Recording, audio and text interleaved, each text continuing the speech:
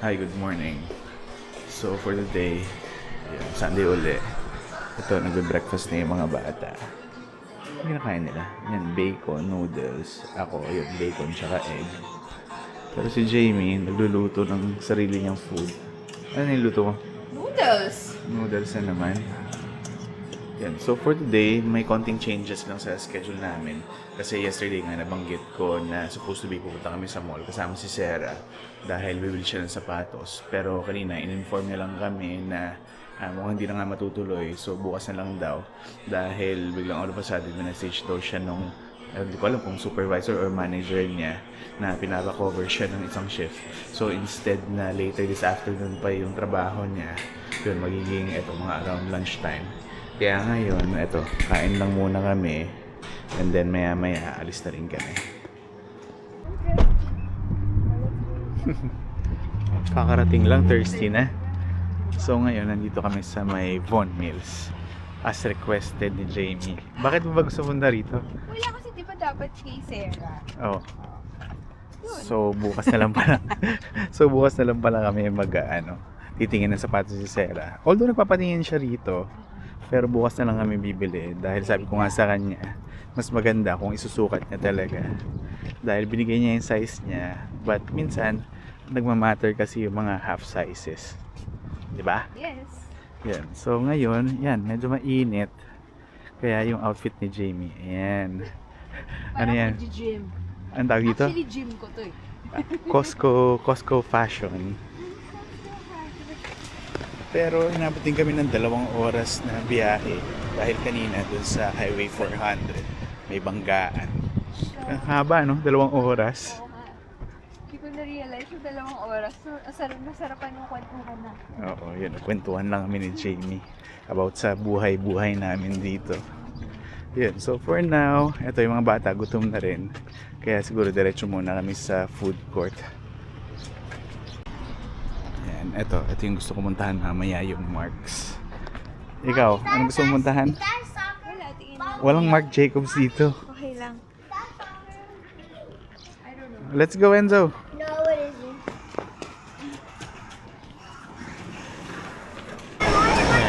As usual, KFC na naman sila. What's that? You guys are sharing kita. Tayo naman bibili. But as usual, dito tayo ulit sa Bourbon Street Grill. Yan, tatanong pa yung asawa ko, ano raw in-order ko. Kala ko naman, iba ka konti. Ano pa, ayan. Ito yung favorite ko kasi rice, bourbon chicken, sa itong eggplant. Don't shake it. Ano yung order mo? It's on Healthy food. Sa Poulet Rouge. Mommy, can you open this? Yan, tapos na kami kumain. Tapos si Madam Jenny, tumitingin-tingin na. Grabe sa mas Galing na kami dun sa, sa Kate Spade. Wala ka nagustuhan? Yes. Wala eh. Yan, nakatingin-tingin na si Jamie dun sa mga bags. So ako naman dito sa Marks. Dahil gusto ko nga mag-check ng pants. Dahil next week punta nga kami ng Alberta. And alam nyo naman, nag-iisa lang kasi itong jeans ko na to. So mahirap kasi na isang jeans lang tapos 1 week kami dun. Although sinabihan naman ako ng kaibigan ko na si Princess na syempre pwede naman kami maglaba. Pero siguro kahit na isang pants pa, no? Okay lang ba? Oo. Okay lang. Ito talaga yung nahanap ko, yung Levi's na 511 Slim. Pero tingin tayo. Although merong Levi's na outlet store dito.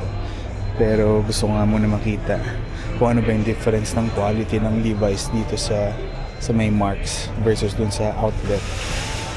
Sabi ko ako titingin eh. Bakit biglang ikaw ang nagsusukat dyan? Ganda, no? Magkano ba yan? Yung, 30. Lumalabas. Mahal? Kasi naka-40 off siya. Dress, 30. Punta ko kaya sa Uniqlo. Yung parang So ano pipilian niya? Yan, black. Tsaka saan kanina? Ano yan? Color blue ba yan or gray? Blue-gray.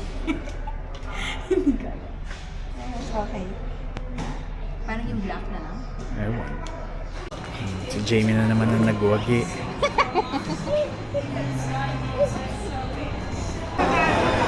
Yan, tumingin na ako sa browns. Sa sapatos si Sarah. Kaya lang wala eh. Wala? Wala. Hoka? Gusto mo ba tumingin? Or sa'yo. Sa'yo. Look at your face.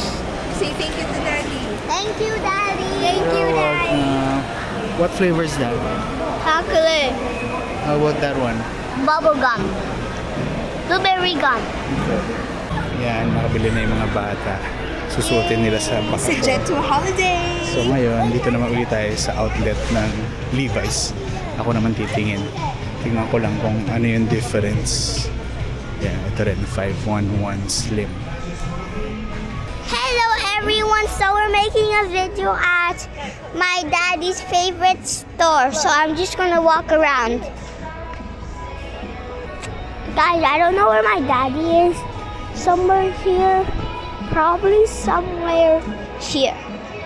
And he's probably over here. Oh, I'm just gonna go to my mommy and dad because I don't want to get lost because I'm a little kid. Bye. Bye-bye. Yan, so finally, nakabili na tayo. And ito, yung dalawa, pinapagalitan ng nanay. Dahil lang kulit dun sa loob. Yan, time check, 6:23. Yan, finally, natapos na kami. Dahil nakakapagod pala. Hindi ka ba napagod? Mommy, those are lost Lalo na pagka meron kang too energetic. Mommy, I think those are So uwi na kami kasi mga 40 minutes drive din to. So sana lang walang traffic para makauwi kami ng maaga. Wait lang, before That's a lot of stuff. Here.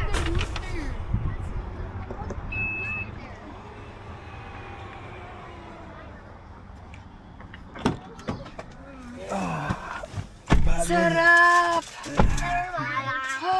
Let's go. Nakakapagod yung init. Ano ba tayo, no? Pag malamig, complain. Pag mainit ko. Mommy, I'm Tayo na burning. kontento. Tumakbo na yung dalawang bata. So time check, 7:14 p.m. So hindi pa kami umuwi. Dahil yun nga, hanggang 9 p.m. kasi yung trabaho ni Sarah. So magkikilling time na lang kami dito. Yan, lalaro na lang yung mga bata. And then, susunduin na namin siya. Kaya lang, ayun, medyo malamig na. Dahil, ito, medyo padilim na. Pero ang daming pantao eh. So, kami ni Jamie, siguro bukas na lang kami magpapahinga. So, ngayon, medyo sinagad-sagad na namin yung pagkakataon na lumabas. Pero, Medyo warm, but it's cold. Malamig. hindi ko alam kung anong pinagagawa na ito mga to. Pero pag nasira-sira nila yan signage dyan. Lagot. Ha? Lagot. Ayun, meron sanang ano dun. Parang burger ata yun. Eto, meron namang ice cream. Pero medyo matagal-tagal pa yung hintay natin dito. So siguro habang naghintay tayo, ayun, comment na lang tayo dito sa kinoment sa atin. Ayun, sabi kasi ni Alan Daipan, lipat kayo Alberta, 1,600 2-bedroom apartment with 2 bathroom. Then sabi niya, 2,500 to 2,600 house mortgage na dun daw yon. So wala, kami ng Jamie. Siyempre, nangangarap din naman kami na magkaroon ng bahay dito sa Canada. Pero siguro, one of the reasons din na kaya kami nagtatravel within Canada is syempre para makita namin kung ano yung meron doon, ano yung lifestyle doon, mas mabagay ba sa amin or hindi. Like ito, punta kami sa Alberta next week. Wala lang, gusto lang namin makita kung ano meron doon. And hopefully next time makapunta rin kami sa somewhere like Vancouver naman. Kasi sabi nila, maulan naman doon, so hindi namin alam kung gaano ba kaulan yung maulan. And then sa Alberta naman, sabi nila mahaba yung winter. Nag-snow uli recently. So, gusto lang namin ma-experience kung anong klase ba yung lamig din doon. Pero for now, yung ginagawa namin ni Jamie is, yun, nag-invest kami sa FHSA. Kumbaga parang getting ready lang dun sa if ever na ma-PR nga kami. At least, nakapag-contribute na kami.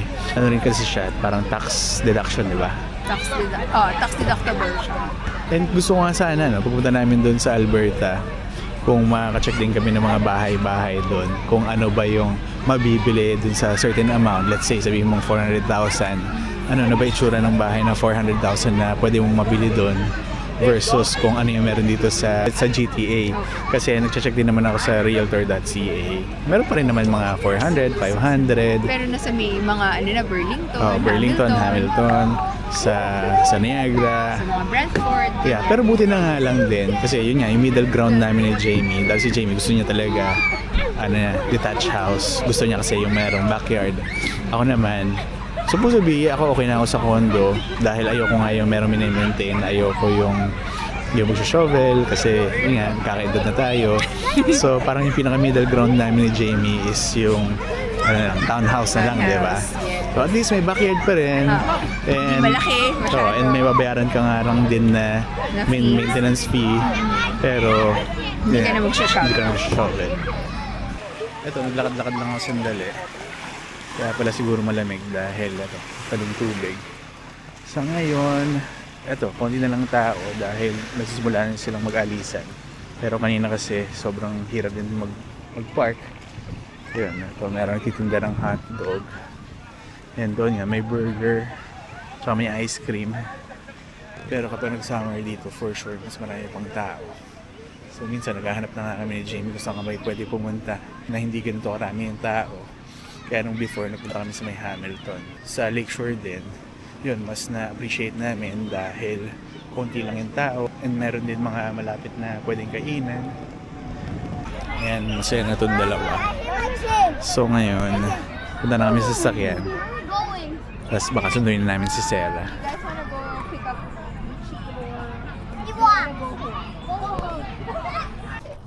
Ayun, nasundo na namin si Sarah.